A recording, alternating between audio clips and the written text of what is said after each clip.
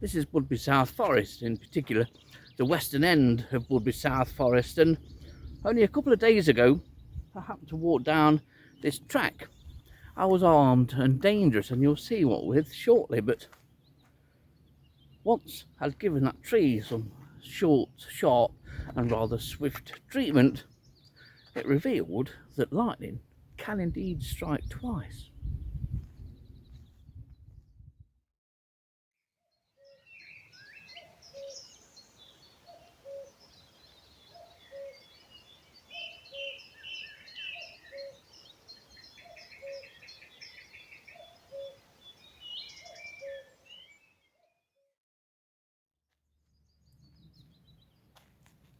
This is the western end of Budby South Forest, a place I know very well, and I thought I'd recorded most things here, but as it turned out a couple of days ago, not so.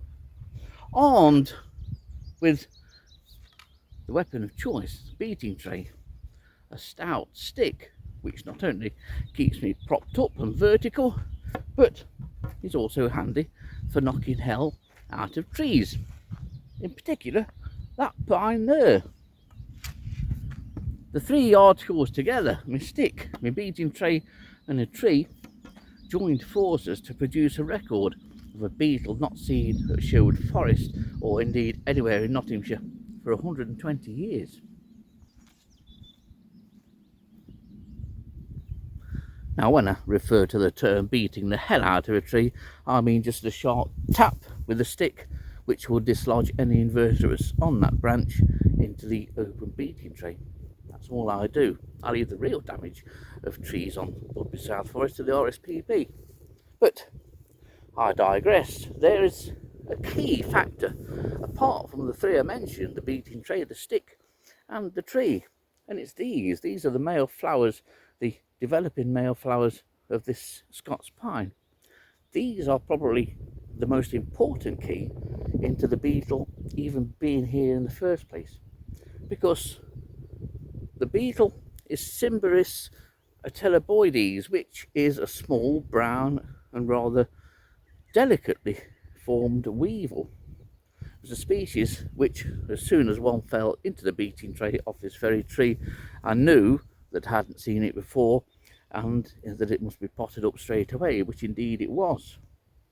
Identification was actually quite easy. There's nothing really like Cimberis ateloboides, so that saved a lot of time.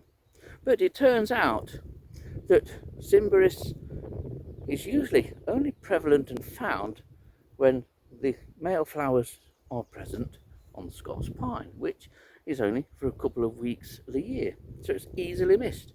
Indeed, the whole site was surveyed here, I think it was last year, by Adrian Dutton, and although he turned up a number of new species and a number of weevils for the area, he didn't find Cimberis. I've given him some work to do, but it just goes to show how easy it is to miss a species. Adrian would have done several surveys of this site during the course of the year, and if he missed surveying and beating Scots pines when they were in flower last April, he'd have missed Cimberis ateloboides. Good job I came along in it. I don't suppose many of you will have looked or even noticed perhaps that Scots pines flower. You'll notice once these flowers have indeed opened and are starting to produce the yellow pollen, because everything around these trees in the right conditions can become covered in yellow pollen. Puddles will have a film or a dusting of yellow, as will the surrounding vegetation. And take a tip from me through personal experience, don't beat a Scots pine when it is producing pollen, otherwise yourself and everything that you tap into your beating tray will be yellow. But quite amazing things when you look at them. And it's on these male flowers that Cimberis ateloboides feeds. And what I'm going to do, I am going to have a look and see if I can find another one. But if you see the width of the flowers, that's about the length of Cimberis. It's only about 4.5 millimeters in length.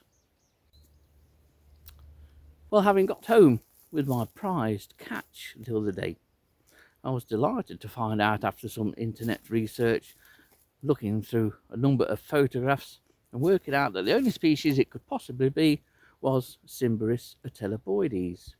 I then looked at its status nationally, realised how uncommon a beetle this was, and then trawled the books and the records and databases to find any Nottinghamshire records.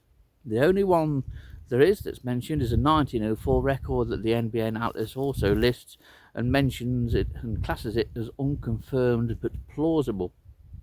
County Recorder Adrian Dutton confirmed that he'd not seen Cimberis ateloboides in Nottinghamshire at all, and that the only record he was aware of was the 1904 one listed on the NBN Atlas, but also mentioned in J.W. Carr's 1916 publication, An Invertebrate Fauna of Nottinghamshire.